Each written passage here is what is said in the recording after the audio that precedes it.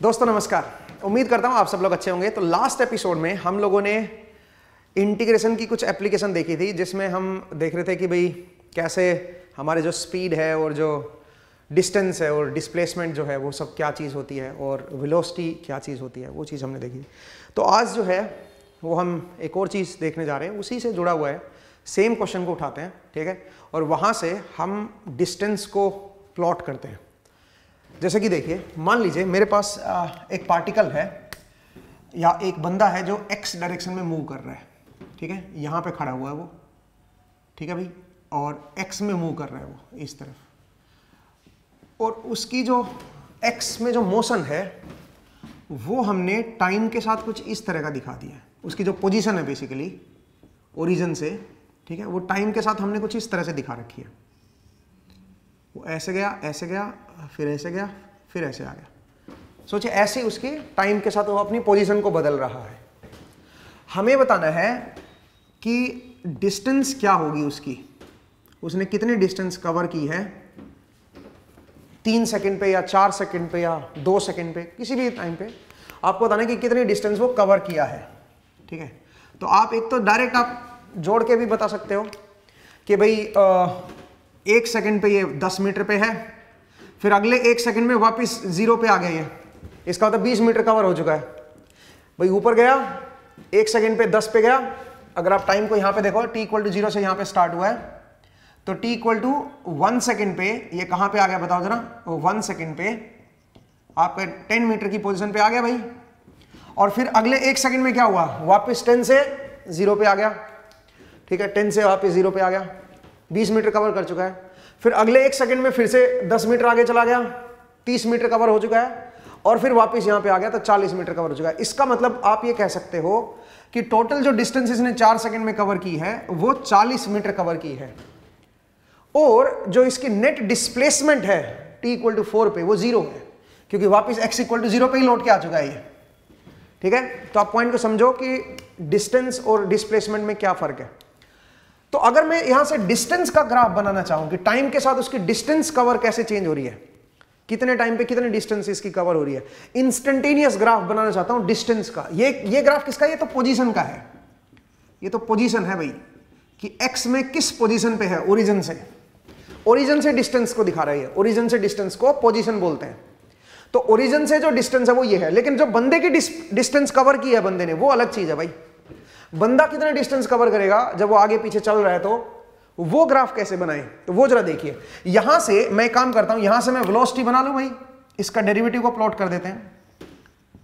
तो इसके अगर डेरिवेटिव को प्लॉट करेंगे dxt/dt, तो आप कह सकते हो change in distance divide by change in time, ये हो गया। इसको आप कह सकते हो इंस्टेंटेनियस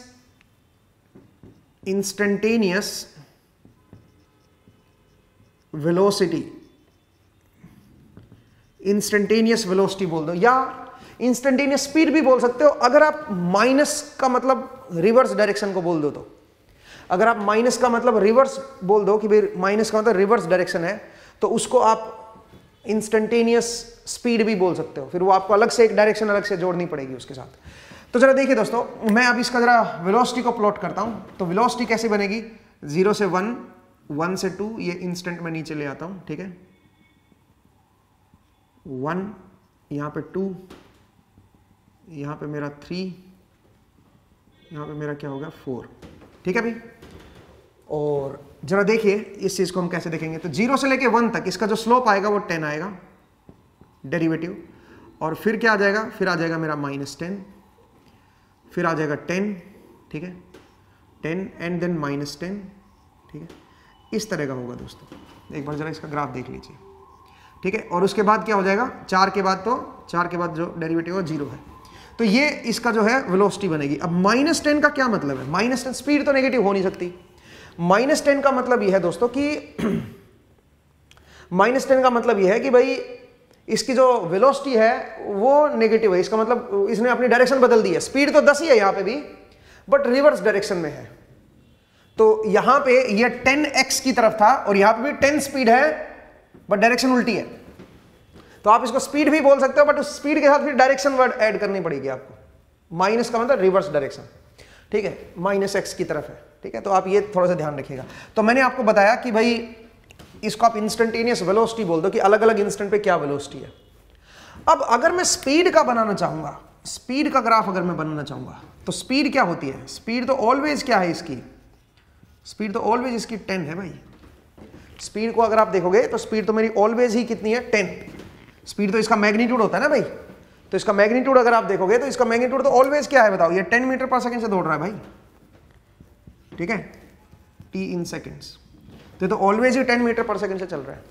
तो स्पीड अगर आप देखोगे तो 10 बोलेंगे, ठीक है। अब जरा देखिए, अगर मैं डिस्टेंस की बात करूं कि डिस्टेंस कितनी कवर करेगा, डिस्टेंस कैसे देखोगे टाइम के साथ?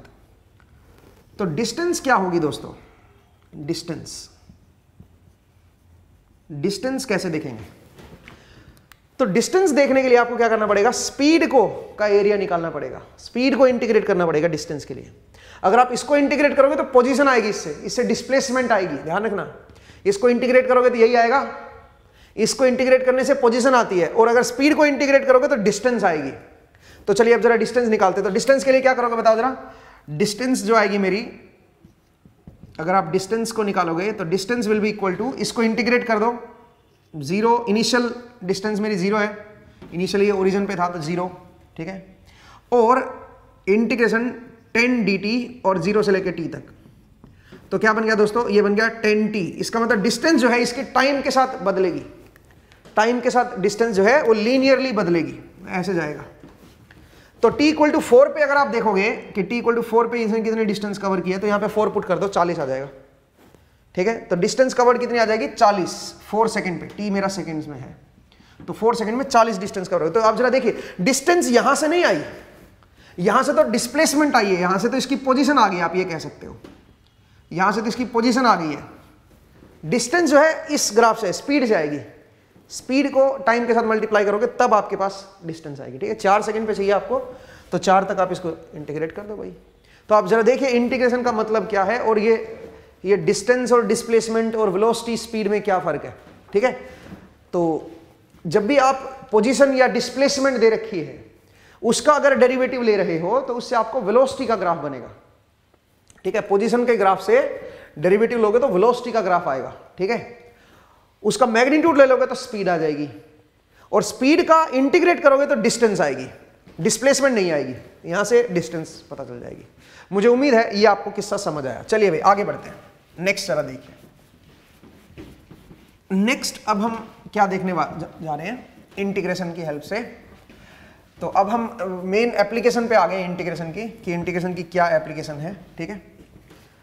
अब जरा देखिए, अब नेक्स्ट जो चीज मैं आपको बताने जा रहा हूं वो है area under the curve. Integration की हेल्प से आप एरिया निकाल सकते हो दोस्तों, एरिया अंडर कर्व। अब ये क्या चीज है भाई, एरिया अंडर कर्व? ये कैसे देखें? जैसे कि मान लीजिए आपको ये x एक्सिस दे रखी है और ये y एक्सिस दे रखी है, y को आप fx भी ले सकते हो, और यहां पे एक लाइन, एक लीनियर फंक्शन दे रखा है, y is equal to 2x plus 2। सोचिए ऐसा दे रखा है, ठीक है। तो यहां पे x इक्वल टू 0 पे y की वैल्यू कितनी है 2, और x इक्वल टू 1 पे y की वैल्यू कितनी है दोस्तों? x इक्वल टू 1 पे y की वैल्यू क्या है जरा बताओ? x इक्वल टू 1 पुट कर दोगे तो y की वैल्यू आ जाएगी 4, ठीक है। यहां पे y की वैल्यू है 4। आपको क्या बताना है? आपको ये एरिया बताना है। आपको सोचिए ये एरिया कैलकुलेट करना है 0 से 1 के बीच, एरिया अंडर द कर्व। तो दो कर्व हो गए ना, एक कर्व ये हो गया, एक कर्व ये हो गया, इन दोनों कर्व के बीच का एरिया बताना है आपको 0 से लेके 1 के बीच में, x इक्वल टू 0 से लेके 1 के बीच में। तो ये एरिया कैसे कैलकुलेट करोगे? बड़ा आसान है दोस्तों। आप एक काम करो, यहां से किसी भी x डिस्टेंस पे आ जाओ और यहां पे एक dx लेंथ की स्ट्रिप ले लो। ये मेरी स्ट्रिप की विड्थ क्या होगी? dx। और हाइट कैसे देखोगे बताओ? यहां पे हाइट क्या है इसकी, इस स्ट्रिप की हाइट क्या है? आपने dx इतना छोटा लिया है कि यहां पे आपको कांस्टेंट सी हाइट नजर आ रही है, ये तिरछी हाइट नजर नहीं आ रही। आपने इतना छोटा ले लिया कि हाइट आपको कांस्टेंट सी नजर आ रही है। नाउ द क्वेश्चन इज, ये हाइट है क्या? ये कितनी हाइट है? ये इस हाइट को निकाले कैसे? तो क्योंकि आप x डिस्टेंस पे देख रहे हो, यहां से ओरिजिन से आप कोई भी x वेरिएबल डिस्टेंस पे देख रहे हो, x कुछ भी हो सकता है 0 से 1 के बीच। तो अगर आप x डिस्टेंस पे देख रहे हो तो x डिस्टेंस पे जो हाइट आएगी वो तो 2x प्लस 1 आएगी भाई। यहां से ये हाइट को ही तो दिखा रहा है y, तो किसी भी x डिस्टेंस पे जो हाइट है वो है 2x plus Y 2x plus 2। तो 2x प्लस 2 मेरी इस स्ट्रिप की हाइट है और dx मेरी क्या है, इसकी विड्थ होगी। अब मैं क्या करूंगा, ये तो स्मॉल एरिया आ गया, ये तो स्मॉल एरिया डी आ गया। मुझे अब क्या करना है, मुझे इसका टोटल एरिया निकालना है 0 से लेके 1 तक का। तो 0 से लेके 1 तक का मैं क्या कर दूंगा, इसको इंटीग्रेट कर दूंगा। तो ये मेरे पास क्या आ जाएगा, ये इसका एरिया बन जाएगा, इसका इस रीजन का एरिया आ जाएगा। तो आप देख सकते हो ये क्या बनेगा, ये बनेगा 2x² 2 प्लस 2x, ये आ गया। और अब इसमें लिमिट पुट कर दो 0 से लेके 1 तक। तो अपर लिमिट पुट करोगे तो क्या बनेगा दोस्तों, 1 प्लस 2 3 बन जाएगा, माइनस लोअर लिमिट करोगे तो 0। इसका मतलब इसका जो एरिया आएगा वो 3 आएगा। अब आप इसको वेरीफाई भी करके देख सकते हो, जरा देखो।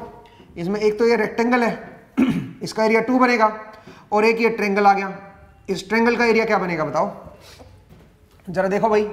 इस रेक्टेंगल का एरिया क्या बना, ये लेंथ है 1 और ये हाइट है 2, ठीक है। तो ये कितना बन गया, ये तो इसका एरिया 2 बन गया। अब आ जाओ यहाँ पे, ये हाइट है मेरी 2 और ये लेंथ है मेरी 1, तो इस ट्रेंगल का एरिया क्या बनेगा, इस ट्रेंगल का एरिया 1 बनेगा। तो टोटल एरिया अगर आप निकालोगे तो 3 तो आएगा। वही चीज हमने डायरेक्ट इंटीग्रेशन से कर दी, ठीक है। तो इस तरह से भी आप निकाल सकते हो। चलिए अब जरा इसी में थोड़े से और कॉम्प्लिकेटेड स्ट्रक्चर लेते हैं और उनका एरिया जरा निकालने की कोशिश करते हैं। मैं अब कर रहा हूं इसको, है ना। नेक्स्ट जरा देखिए दोस्तों, अगर मैं आपसे ये बोलूं कि भाई सोचिए मेरे पास ऐसा 2 कर्व हैं। एक कर्व है कुछ इस तरह का, y = x², ठीक है। y = x² है, यहां पे x है और यहां पे मेरे पास y है, ठीक है। और एक लाइन है ऐसे, ये क्या है, ये है y = -2x + 2। सोचिए तो x = 0 पे इसकी वैल्यू क्या होगी, x = 0 पे y की वैल्यू होगी 2, ये वाला पॉइंट 2 है, ठीक है। तो एक लाइन ऐसी है और एक कर्व ऐसे है, ठीक है। रादर मैं इसको यहां पे 1 ले लेता, थोड़ा आसान रहता, ठीक है भाई। तो x = 0 पे इसकी हाइट है 1, ठीक है। तो ये एक लाइन ऐसी है और एक कर्व ऐसे है। मुझे क्या चाहिए, मुझे ये वाला एरिया निकालना है, मुझे ये एरिया निकालना है। अब ये एरिया कैसे निकालें, इस एरिया को, तो देखो एरिया क्या हो गया, ये एरिया बिटवीन कर्व्स हो गया ना। एक तो ये कर्व हो गया, एक ये कर्व हो गया और एक ये लाइन होगी, इन दोनों के बीच का एरिया चाहिए अपने को। तो ये कैसे एरिया निकालें भाई, ये एरिया कैसे कैलकुलेट करें, इसको जरा देखिए कैसे कैलकुलेट करेंगे। सुनिए भाई, पहले ये पॉइंट निकालिए जहां पे ये क्रॉसिंग हो रही है। तो कैसे देखोगे भाई ये पॉइंट कैसे देखोगे, ये पॉइंट के लिए आपको ये यहां पे जो हाइट है और इस कर्व की जो हाइट है, दोनों हाइट बराबर ही है भाई। तो इसका मतलब ये x² वैल्यू y हाइट को दिखा रहा है ना। तो इस कर्व में जो हाइट है वो x² है यहां पे, और इस कर्व में जो हाइट है वो -2x + 1 है। तो यहां पे हाइट दोनों की बराबर होनी चाहिए, यहां पे y की वैल्यू इस पॉइंट पे दोनों की बराबर होनी चाहिए। तो आप क्या करो, इस पॉइंट पे अगर आप देखोगे तो x² must be equal to क्या हो जाएगा, -2x + 1, ठीक है भाई, -2x + 1। तो यहां से क्या बन जाएगा दोस्तों, यहां से x² + 2x -1 = 0 आ जाएगा। तो यहां से आप x की वैल्यू निकाल सकते हो भाई, -b ± √(b² -4ac।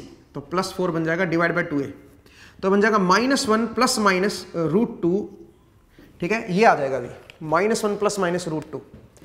देखो इसको 2 ये 8 बनेगा ना, 8 इज 2 √2, तो 2 √2 बाहर आ गया और 2 से मैंने काट दिया, तो -1 ± √2 बनेगा ये। तो ये वाला जो पॉइंट है नेगेटिव तो हो नहीं सकता भाई, तो पॉजिटिव साइन लेंगे, तो ये बनेगा -1 + √2, -1 + √2। √2 कितना होता है, 1.414, तो इसकी वैल्यू आ जाएगी 0.414, ठीक है भाई। ये पॉइंट मुझे पता चल गया x में कितना है। ऐसे आप y में भी निकाल सकते हैं इसका, भाई x की वैल्यू पता चल गई तो यहाँ पे पुट कर दो, y की वैल्यू आ जाएगी, या यहाँ पे पुट कर दो, यहाँ से ये हाइट भी पता चल जाएगी। इसका मतलब इस पॉइंट के कोऑर्डिनेट पता चल गया, x और y दोनों पता चल गया आपको, बहुत बढ़िया। अब क्या है, अब मुझे इसका एरिया निकालना है। कैसे निकालें एरिया, जरा देखिए मैं काम करता हूं, मैं एक पतली सी स्ट्रिप लेता हूं और dx विड्थ की ले लेता हूं।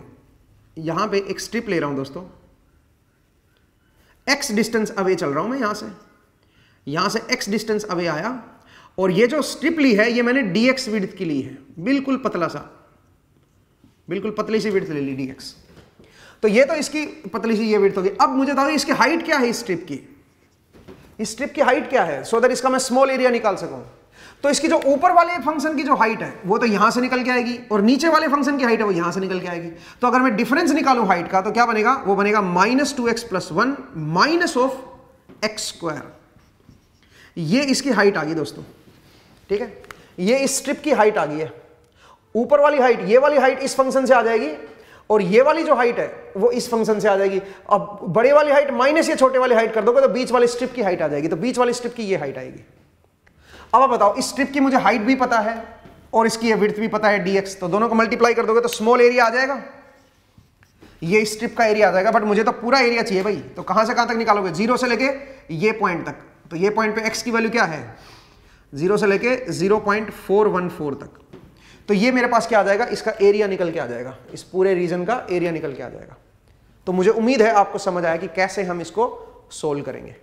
एक और तरीका भी है इसको सोल्व करने का, डबल डेरिवेटिव की हेल्प से भी सोल्व कर सकते हो, बट सॉरी डबल इंटीग्रल की हेल्प से सोल्व कर सकते हो। अब वो डबल इंटीग्रल जो है वो मैंने अभी तक आपको समझाया नहीं है कि वो क्या होता है, वो भी मैं समझाऊंगा, बट अभी नहीं, नेक्स्ट क्लास में देखेंगे। बट आप पहले इसको जरा समझिए कि कैसे हम इसका एरिया कैलकुलेट करेंगे, ठीक है। इतने से हिस्से का आप बस ये स्ट्रिप की डिस्टेंस हाइट देख लिया करो, और विड्थ तो मैंने dx ली हुई है, स्मॉल विड्थ, ठीक है। और हाइट जो है, ये वाली हाइट, यहां पे हाइट जो है इस फंक्शन से आ जाएगी, ये वाले फंक्शन से y की वैल्यू आ जाएगी यहां से, और यहां से जो y की वैल्यू है वो यहां से आ जाएगी, y मतलब हाइट। तो इस फंक्शन की हाइट जो है x distance away, x point पे, ये x पॉइंट अभी ओरिजिन से x पॉइंट अवे, तो ओरिजिन से x पॉइंट पे y की वैल्यू जो है वो x² है यहां पे। तो यहां पे हाइट है x² और यहां पे हाइट क्या है, यहां पे है -2x+1। तो दोनों में हाइट का डिफरेंस निकाल के ये हाइट आ जाएगी, और इनटू dx कर दोगे तो इसका स्मॉल एरिया आ जाएगा, उसको इंटीग्रेट कर दोगे तो टोटल एरिया आप निकाल सकते हो, ठीक है। चलिए आगे बढ़ते हैं, नेक्स्ट जरा देखिए और क्वेश्चंस जरा देखते हैं जिनमें एरिया हम लोग निकालेंगे। चलिए दोस्तों, अब एक दो चीजें और देखते हैं।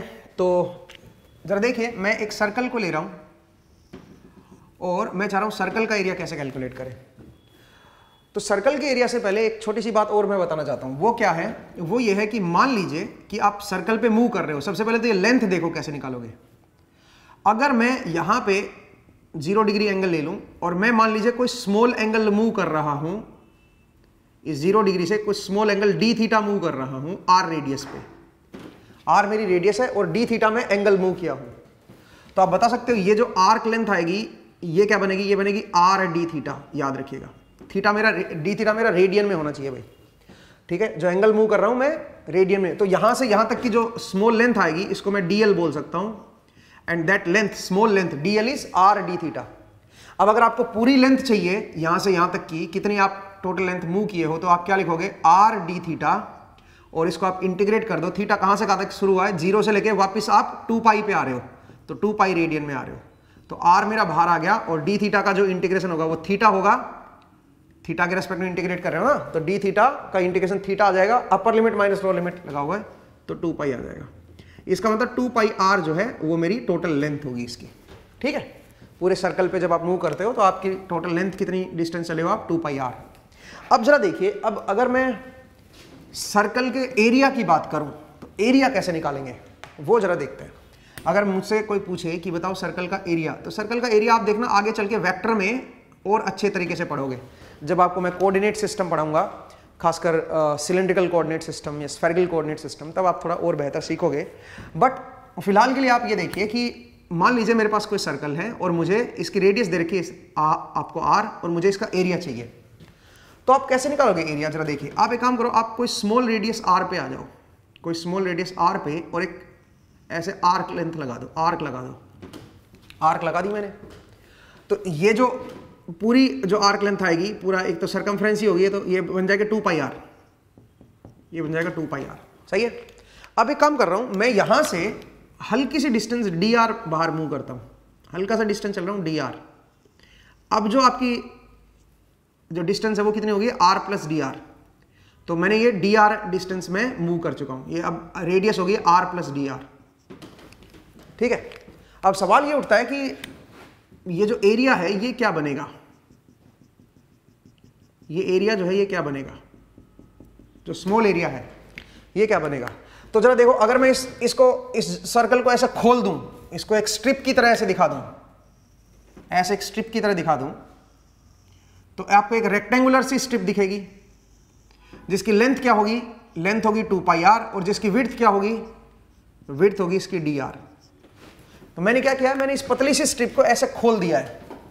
अब कुछ लोग ये सोचेंगे सर खोलोगे ना तो यहां पे ऐसे तिरछे लाइनें आएंगी। अगर यहां से जैसे कट किया आपने, यहां से कट करके और इसको ऐसे खोल दो आप, तो खोलोगे तो एक इसको आपने ऐसे हॉरिजॉन्टल स्ट्रिप बना दिया, तो हॉरिजॉन्टल स्ट्रिप बनाओगे तो जो कट आएगा ना वो तिरछा हो जाएगा। यहाँ पे ऐसे बोले तो इतनी पतली विड्थ है कि वो तिरछा जो है ना वो आपको बिल्कुल ऐसे ही नजर आएगा, बिल्कुल वर्टिकली नजर आएगा।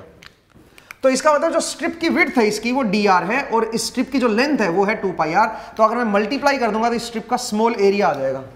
तो स्मॉल एरिया क्या बनेगा दोस्तों, इसका स्मॉल एरिया बनेगा 2 pi are into D R, ये इसका स्मॉल एरिया आएगा।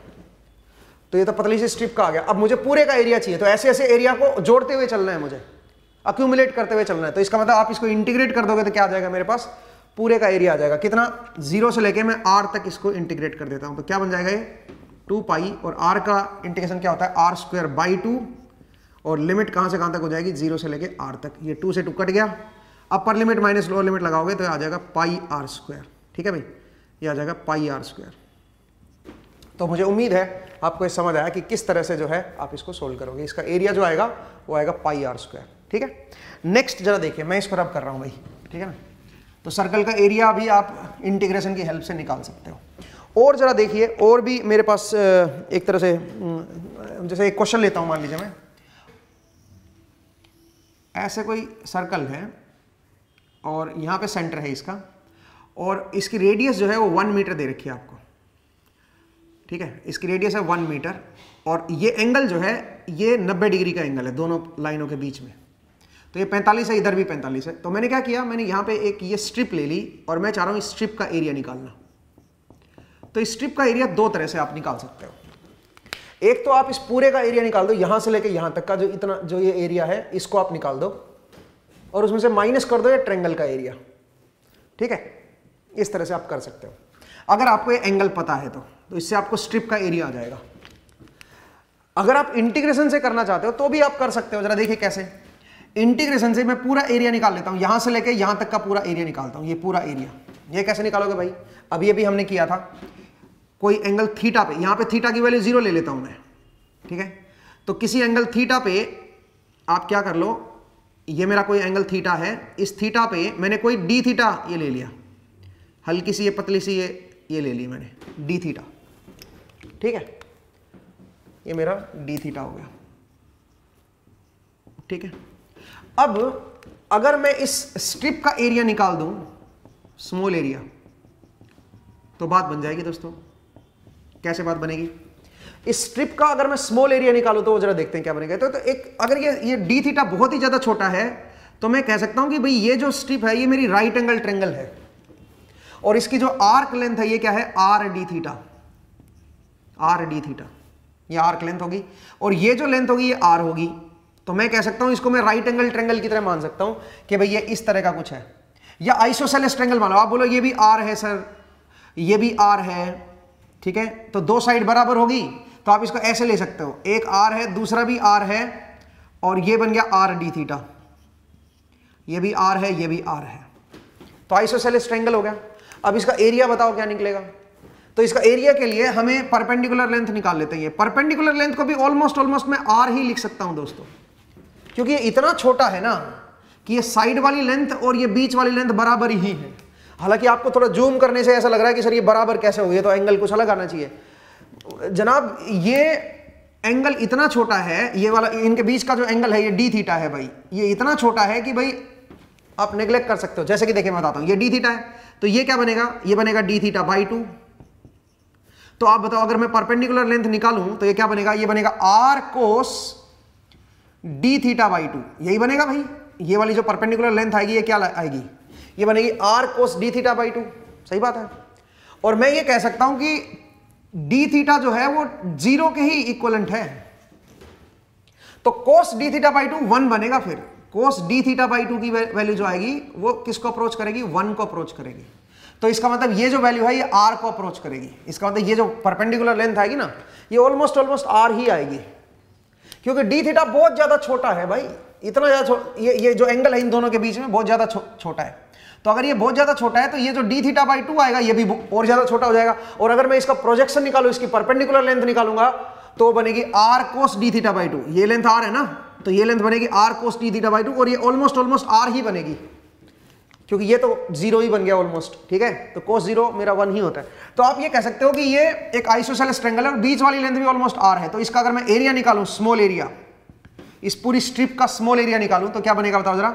वो बन जाएगा मेरे पास 1/2 r d theta into r। ठीक है, तो क्या बन जाएगा ये बन जाएगा r square d theta by 2।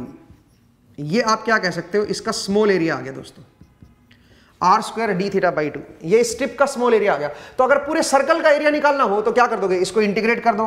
तो देखो सर्कल का एरिया निकालने का भी एक अलग तरीका अपने को पता चल गया। 0 से लेके 2 पाई तक, थीटा मेरा कहां से कहां तक चेंज हो रहा है, यहां से 0 से लेके और पूरा घुमा दो अगर सर्कल का एरिया निकालना है तो क्या बन जाएगा दोस्तों, ये बन जाएगा पाई r स्क्वायर। ठीक है, इस तरह से आप पूरे का सर्कल का एरिया निकाल सकते हो। बट अपने को पूरे सर्कल का नहीं चाहिए, अपने को तो यहां से लेके और यहां तक का एरिया चाहिए। ठीक है, तो आप जो है ये पूरा एरिया बताना भाई, अपने को तो ये वाला एरिया बताना है। तो ये पूरा एरिया कैसे निकालोगे भाई, तो इसी में जो डी है r square by 2 D theta, इसको इंटीग्रेट कर देता हूं। थीटा क्योंकि मैं यहां से 0 डिग्री से देख रहा हूं तो माइनस पाई बाई 4 से पाई बाई 4 देखना है ना, 90 है पूरा, ये 90 डिग्री दे रखा है तो रेडियन में लिखना होता है ये अपने को। तो माइनस पाई बाई 4 से पाई बाई 4 तक अगर मैं इसको इंटीग्रेट कर दूंगा तो यहां से लेकर यहां तक का पूरा एरिया आ जाएगा। तो वो कितना बनेगा दोस्तों, r स्क्वायर बाई 2 तो मेरे पास बाहर आ गया और डी थीटा को इंटीग्रेट करोगे तो थीटा ही आएगा, अपर लिमिट माइनस लोअर लिमिट करोगे तो पाई बाई 2 आ जाएगा यहां पे। सही है भाई, तो इसका मतलब मेरे पास आ गया पाई r स्क्वायर बाई 4। ये इसका एरिया बन गया इस पूरी स्ट्रिप का। उस स्ट्रिप में से ट्रेंगल का एरिया माइनस कर देता हूं, जो नीचे वाला जो ट्रेंगल है, नीचे वाला जो ट्रेंगल बना है इसका एरिया मैं माइनस कर देता हूं। भाई नीचे वाले ट्रेंगल का एरिया कैसे निकालोगे बताओ, इसको आप चाहो तो इंटीग्रेशन से भी निकाल सकते हो, अदरवाइज ये डायरेक्ट भी है भाई। कैसे, जरा देखो, ये मेरी लेंथ है 1, ठीक है, r की वैल्यू तो मेरी 1 है, या r ही ले लो, चलो r ले लो इसको, और ये जो बीच से एंगल बनेगा ये 45 बनेगा भाई, ये 45 बनेगा 45 डिग्री। तो अगर मैं ये लेंथ निकालूंगा तो ये लेंथ कितनी आ जाएगी, ये लेंथ बन जाएगी r साइन 45 डिग्री और उसका डबल कर दो, पूरी लेंथ आ जाएगी। पूरी लेंथ क्या बनेगी बताओ जरा, 2r साइन 45 डिग्री, ये पूरी लेंथ आ जाएगी।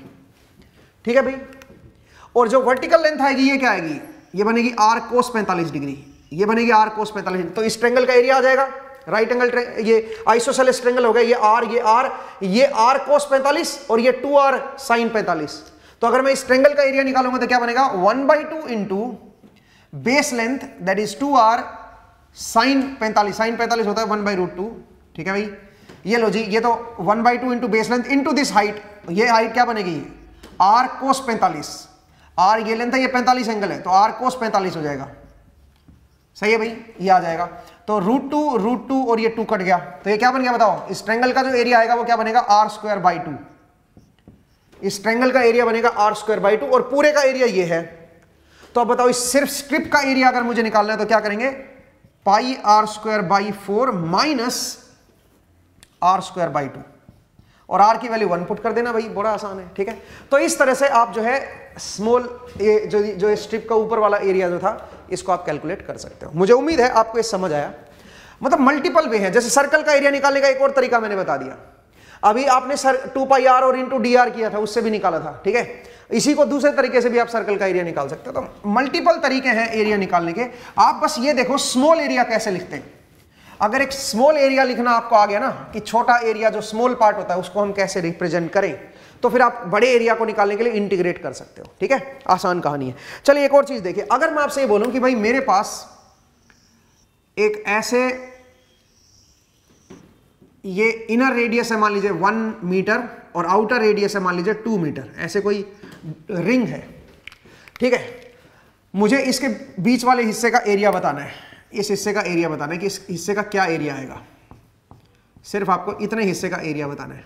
तो इसको कैसे करोगे दोस्तों, इसका भी बड़ा आसान तरीका है। जरा देखो, आप एक काम करो, आप जो है यहां से r डिस्टेंस पे आ जाओ और यहां पे ये लेंथ क्या बन गई, 2 पाई r, ये बन गई 2 पाई r, और इसको मैं एक पतली सी स्ट्रिप ले लेता हूं dr विड्थ की,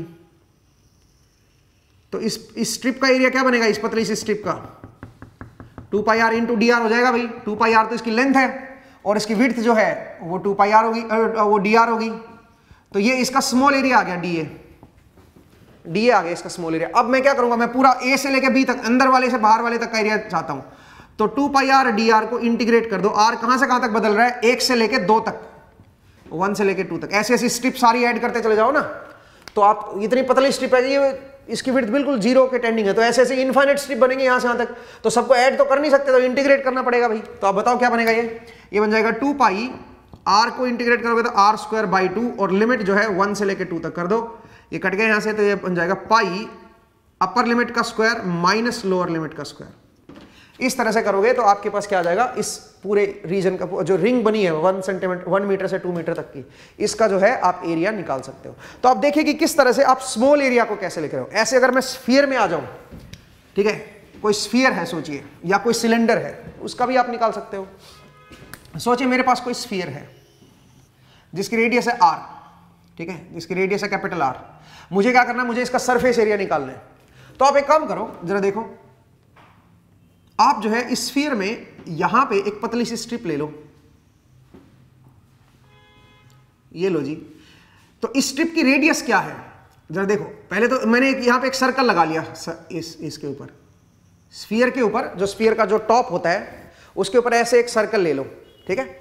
वो जो सर्कल है वो r रेडियस पे लिया है और वो कुछ थीटा एंगल बना रहा है, मेरा वर्टिकल एक्सिस के साथ कुछ थीटा एंगल बना रहा है। तो इस सर्कल की जो लेंथ आएगी वो क्या आएगी बताओ। ये सर्कल जो मैंने ड्रॉ किया है उसकी जो लेंथ आएगी वो क्या बनेगी। मैं देखता हूं मेरे पास कोई स्फीयर पड़ा हो तो, हाँ है ना। तो जरा देखिए मेरे पास एक स्फीयर है दोस्तों, ठीक है। तो इस स्फीयर में मैं क्या कर रहा हूं, मैं यहां पे एक सर्कल ले रहा हूं, इस जगह पे एक सर्कल ले रहा हूं, ठीक है। तो ये सामने से तो आपको दिखेगा सर्कल, बट अगर मैं साइड से, अगर मैं ऐसे दिखाऊंगा तो आपको थोड़ा सा ये दिखना बंद हो जाएगा। बट एनीवे थोड़ा सा मैं इसको नीचे भी बना देता हूं, चलिए यहां पे बना देता हूं, ठीक है। तो यहां पे मैंने क्या कर दिया, एक सर्कल ले लिया। अब ये जो सर्कल है ये अगर आप वाई एक्सिस से देखोगे तो कुछ थीटा एंगल पे है, ठीक है। यहां से वर्टिकल एक्सिस से जो मेरा आर जो होगा ना, ओरिजिन से जो इस सर्कल को जो पॉइंट जोड़ेंगे, इस सर्कल को जो अंदर वाला जो रेडियस, सेंटर से जो रेडियस आएगी वो पॉइंट जो जोड़ेगी वो वर्टिकल से थीटा एंगल पे है, ठीक है। अब एक मिनट में इसको रखता हूं, हाँ जी। अब जरा देखिए, तो इसकी रेडियस क्या है इस सर्कल की, सर्कल की रेडियस तो यहां से मेजर होगी ना। तो अगर ये थीटा है तो ये क्या बन जाएगा, ये बन जाएगा आर साइन थीटा, इसकी रेडियस बनेगी आर साइन थीटा। तो इसकी जो लेंथ आएगी वो बनेगी 2 पाई आर साइन थीटा, ये इसकी सर्कल की लेंथ आ गई। अब मैं एक काम कर रहा हूं, मैं यहां पे एक स्ट्रिप ले रहा हूं, थोड़ा सा नीचे आ जाता हूं, एक स्ट्रिप ले लेता हूं, ठीक है।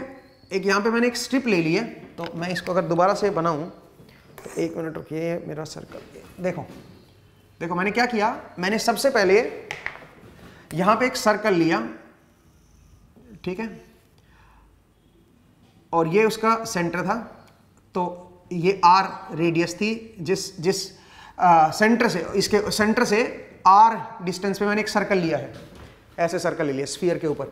और ये जो है ये थीटा एंगल बना रहे हैं।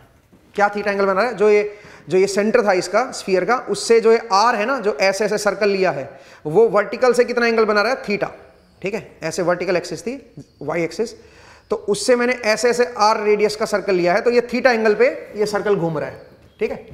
अब बताओ इसकी जो रेडियस होगी इस सर्कल की वो क्या बनेगी, वो बनेगी आर साइन थीटा। तो इसकी जो आर्क, ये पूरी की लेंथ आ जाएगी इस सर्कल की, जो सर्कल की लेंथ आएगी वो क्या आएगी, जो इसकी रेडियस होगी सर्कल के सेंटर से, नीचे से नहीं, नीचे से नहीं, सर्कल तो यहां पे घूम रहा है ना, ऐसे घूम रहा है ना, तो इसका मतलब जो रेडियस होगी वो ये वाली रेडियस होगी, तो ये बनेगी आर साइन थीटा। तो इसको 2 पाई आर साइन थीटा करके मैं इसकी पूरी लेंथ निकाल सकता हूं। अब बताओ, अब मैं क्या कर रहा हूं, मैं यहां पे एक छोटी सी स्ट्रिप ले रहा हूं, ये स्ट्रिप ले रहा हूं दोस्तों। अब जो स्ट्रिप है उसकी मोटाई कितनी होगी, इस स्ट्रिप की मोटाई कितनी होगी। देखो स्फीयर के ऊपर ये था मेरा, ये तो मेरा सर्कल लिया। अब मैंने क्या किया, मैंने इसके ऊपर एक और नीचे एक स्ट्रिप ले ली पतली सी।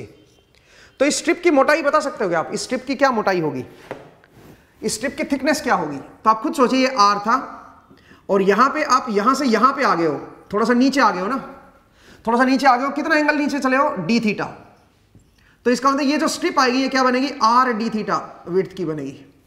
ये जो पतला सा जो स्ट्रिप है ये आर डी थीटा बनेगा, पतली सी विड्थ आएगी। तो अगर मैं इसका एरिया निकाल दूं इस सर्कुलर स्ट्रिप का, ये जो सर्कुलर स्ट्रिप है, तो इसकी लेंथ है 2 पाई आर साइन थीटा, ये तो इसकी लेंथ होगी, और इसकी जो विड्थ है वो क्या है, क्योंकि आप आर रेडियस पे नीचे की तरफ आए हो ना, विड्थ के लिए तो डी ऐसे नीचे चलना पड़ेगा ना, डी आर डी थीटा ऐसे आपको नीचे। देखो एक सर्कल तो ऐसे था, ठीक है, ये मेरी वर्टिकल एक्सिस थी, एक सर्कल तो इसके अबाउट था, अब उस सर्कल का नीचे की तरफ आए हो हल्का सा, तो आर डी थीटा आप नीचे की तरफ चले हो, तो इसका मतलब इसको मल्टीप्लाई कर दो इसकी लेंथ को आर डी थीटा से, ये क्या हो जाएगा, इसका स्मॉल सरफेस एरिया हो जाएगा, पतला सा, पतली सी स्ट्रिप का जो सर्कल का पतली सी स्ट्रिप बनेगी उसका स्मॉल सरफेस एरिया आएगा। बट मुझे तो पूरा सरफेस एरिया चाहिए, तो इसके लिए मुझे क्या करना पड़ेगा, इसको इंटीग्रेट करना पड़ेगा, 2 पाई आर साइन थीटा और आर स्क्वायर बन जाएगा 2 pi are square sine theta d theta. और थीटा कहां से कहां तक वेरी करेगा, अगर आप चाह रहे हो कि ऊपर से लेके छोटे से छोटा सर्कल है उससे लेके और नीचे वाले सर्कल तक आना है, तो थीटा को 0 से लेके